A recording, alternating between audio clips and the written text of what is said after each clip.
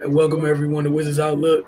We have Don't they Cardell close Dudley usually like Jr. right after Raymond the Lyons game? rejoining They us open a little bit after. from Capital One Arena. The Washington Wizards. It fell short to the Dallas Mavericks. Najee Marshall came out, showed out a little bit in his homecoming. The Mavs beat the Wizards 111 to 105. We saw the Wizards kind of play defense for a little bit, get back into this game, and then we saw them fail to be able to close out defensive possessions late in the game. I think Dallas had 16 offensive rebounds. It felt like down the stretch where they needed a couple stops. They did everything but the most important part. Cardell, over the years, you always talk about the defensive possessions not complete until they get the rebound. And we saw that come to fruition time and time again in that fourth quarter. Ray, you went first in pregame. Cardell, we'll start with you. And then Ray, just what did you guys take away from this game? Washington gave themselves an opportunity again. Fell short late. It wasn't just the defensive breakdowns, turnovers in the clutch, bad shot selection. The offensive rebounds would kill them. The extra possessions. We talked about in pregame. Can't give them extra possessions. You can't give any NBA team extra possessions because they're going to beat you, and that's exactly what happened in the full court, especially in the clutch. Dallas had 10 second chance points to the Wizards 7. 9 offensive rebounds in the fourth quarter alone. Yeah, I seen him earlier. In the fourth quarter alone, you can't allow that. They had 19 rebounds. The Wizards had 7 in the fourth quarter alone. They got a rebound of 19-7. Neither team shot the ball that well in the fourth. Mavs shot 38%, but I think a lot of that had to do with the second chance points, the offensive rebound, offensive putback, or whatnot. The Wizards shot 30%. So both teams were struggling to score in the half court. It's just that they got another opportunity with their offensive rebounds and the second chance points. That's what killed them. And then also, when they got the second chance points, the offensive rebound, the offensive putback, they were getting fouled, so they were able to get to the free throw line, and they made 7 to 10, where the Wizards only got 3 attempts the whole quarter. They literally lost the game with their execution down in the full court on both ends of the floor and not rebounding, man. Wilson, you said it before, bad teams will find a way to lose, and that was the night. I mean, the Mavs didn't play otherworldly. Their key players made plays down the stretch, and it was really just hustle plays, 50-50 balls, getting offensive rebound, not fouling, just stuff like that, man. And, they had a chance, man. They it looked like for a second there, they were about to pull it out, and then the habits, the bad habits, reared its ugly head, man. Even when they were down 3, you would think, let's get the ball to C.J. McCollum, who had to go on the best. Either him or Whitmore. Those were the main 2 throughout the game that had some type of offensive rhythm. And then Trey get it and instincts kick in. Let me get my shot up. And that's somewhere where a young player got to learn, man, like, that ain't the time. That ain't the time. You got to understand what it is with you. Like, I mean, he had a couple good shots in the fourth where, the bank off the glass and all that, but that's cool. But he didn't have a rhythm all night, man. Like, he was 4 for 13. You got to understand the percentages and who has it going to try to pull this game out. This is a game y'all need, man. Like, y'all hurting right now. We need to get this, especially at the crib. You got to understand what it is, man. If it ain't CJ or Cam who on the floor, like, no one else is making shots. So why would you force that up? And then that was it. Once that happened, Najee went down there. He made 1 or 2. They up 4. It's tough. Now you need them to make a mistake, and they got guys that been in playoff war, they're battle tested. They're not gonna make a mistake because they need to win as well, and they were able to close it out, man. So it was just the full quarter, man. The execution on both ends of the floor, especially late, and not rebounding the ball that cost them this game. Ray, your take on this one? Yeah, definitely the full quarter pretty much sealed their fate. They picked a bad time to be anemic on the offensive end. They only scored 19 points in the quarter. And then their defensive woes just kind of put the icing on the cake they just were not able to finish all defensive possessions. I already talked about the offensive rebounds and second chance points that killed them. And they were initially they were playing good defense and forcing misses, but you got to secure the ball, man. And yeah, that's what sealed the game for them. And offensively, just sloppy playing, bad decision making. That it's amazing how different they look from the third quarter to the fourth quarter offensively. They scored 33 points in the third quarter. Came out in the last period and it just went away from everything that was working. So yeah, man, it was definitely a winnable game, but they're 1-9 for a reason. Yeah, it was kind of wild. It was kind of like watching the crash in slow motion down the stretch. Watching the two teams kind of, one team execute, one team failed to execute. And like you said, Cardell, like it was crazy because at a point in the game, you just felt like every 50-50 ball, you almost started to expect Dallas to come up with it. Outside of that stretch in the third quarter where the Washington did play really good defense. Yeah, it's a tough one. And then, like you said, that's when you let go at home. And then next week, you're on the road.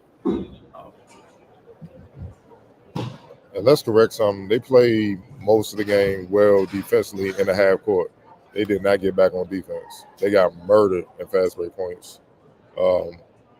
like 33-13. I don't know if you noticed, like in the fourth, Keith had to keep calling timeout because they were getting keep stopping and they was leaking out and they was getting easy baskets and he was getting pissed. He's like, "What do you like?"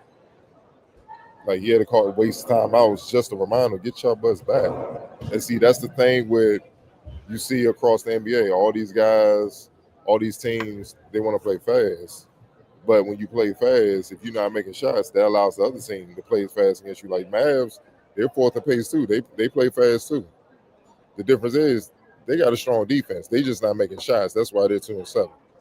And obviously they're missing a lot of their horses. Kyrie, AD, and all their guys. Clay ain't played tonight as well. So imagine they were full strength.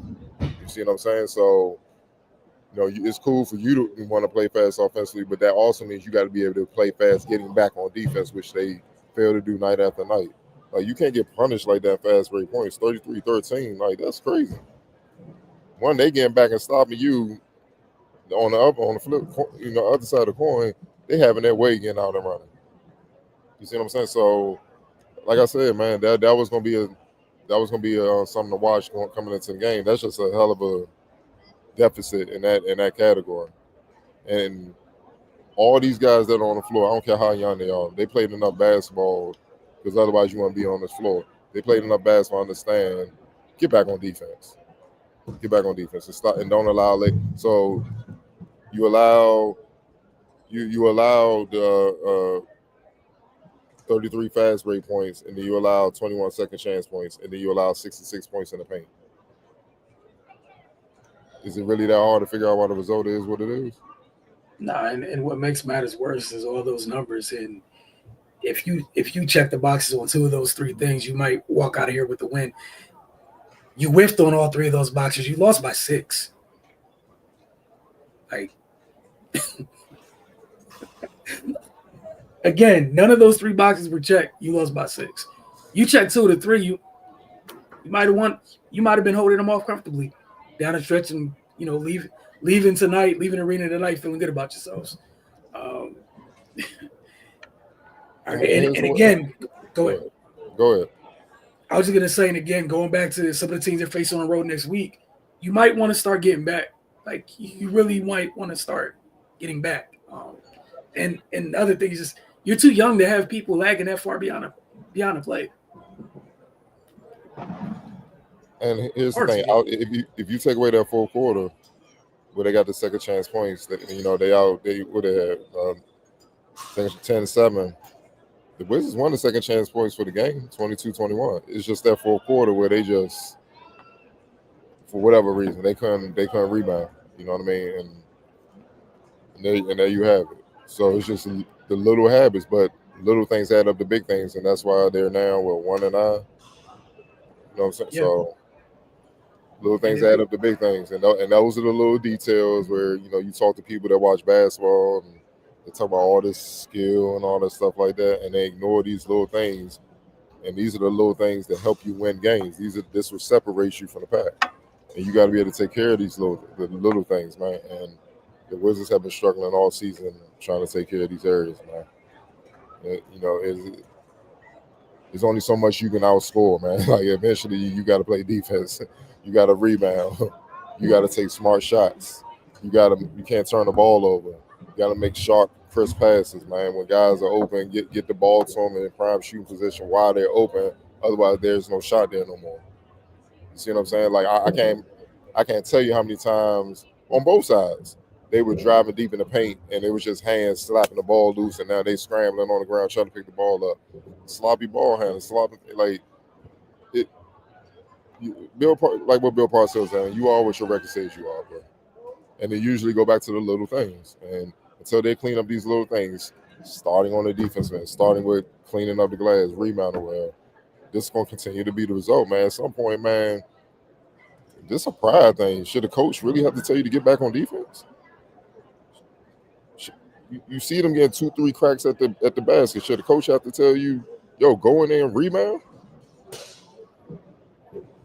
That was the reason why they built the roster they had, man. Drafting all these wings, all these versatile, athletic wings, they can go in there and help rebound and get stops. No matter where they try to attack, it's a defender there. It's a guy that can get it done. Go get the ball. So why isn't it getting done? At some point, it's a mentality and a want to, man. Until they get it up here and want to every night, we're gonna be sitting here talking about a bunch of losses, man. Until they do.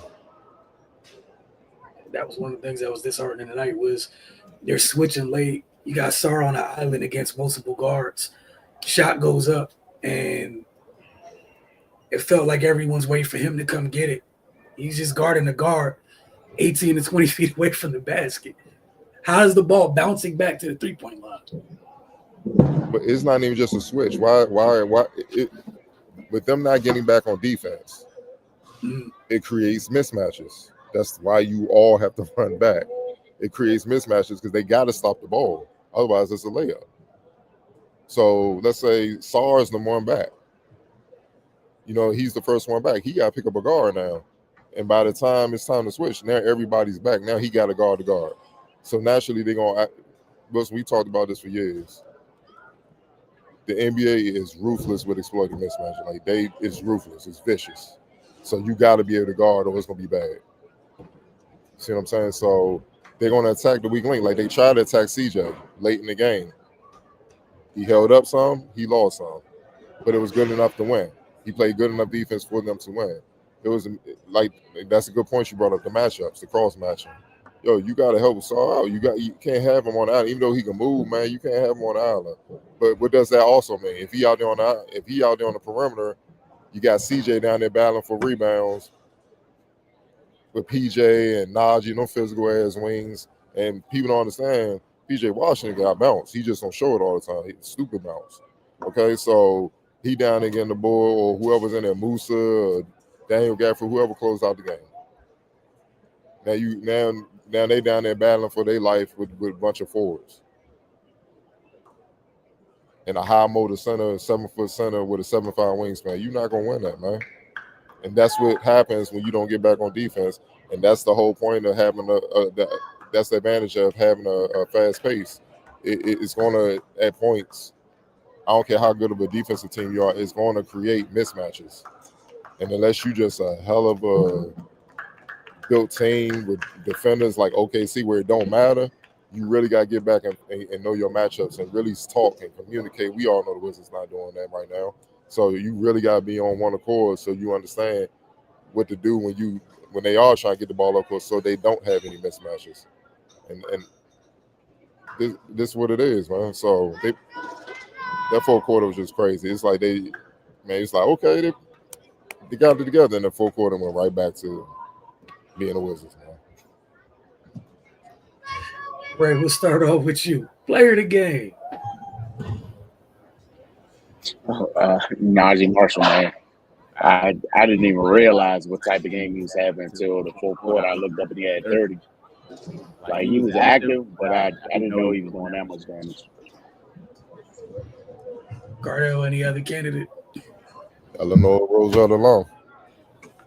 All right, X Factor. Had the Wizards won, that would have been Killer Cam. But you know what? Brandon Williams to me was the X Factor. He had 14.6 assists, 1 turnover, 4 steals. He was causing havoc out there. Kid out of Arizona, he was causing havoc out there defensively in the backcourt on the way he was pressuring guys. You know, active, getting key rebounds, making shots, not making any mistakes. 6 assists and 1 turnover is a hell of a ratio. Any coach would take that. And then you add the 4 steals and you shipping in with 14 points off the bench, man. Hey, hell yeah, man! Like that was a great performance they got off, and they needed it because otherwise they wouldn't have won. So I think he was big time. I expect PJ to do what he did. Even Cooper being no one pick, I expect him to do what he did. But yeah, Brandon, that was the difference in the game for sure. Right, another candidate. I think Musa Cisse was wreaking a little bit of havoc out there. When he first checked to the game, he kind of pointed him out to me, just said, "Look how he run the floor," and immediately he spread out for a fast break. And then defensively, he was just causing the shoes to turn around the rim, just playing tough inside. Then like in the full court, a lot of those second chances, he was tipping the ball out, giving them an opportunity to find a rebound, and they would finish off the possession. So I like what he contributed tonight. All right, well, for Dallas, they get their, I believe, their 3rd win of the season, avenging the loss to Washington. For Washington, get themselves together. You got Cade, Dern, and company in their building on Monday. If anybody hasn't been watching, they're on one, so you might want to take those little things. Ray and Cardell were just talking about it, a little bit more serious this week. Then you got Houston on Wednesday. Yeah. That's what next week looks like. Getting on the road, we'll see how things go. But lost opportunity tonight, and the Wizards, like you guys said, fell to 1-9. So we'll check it with you guys Monday evening.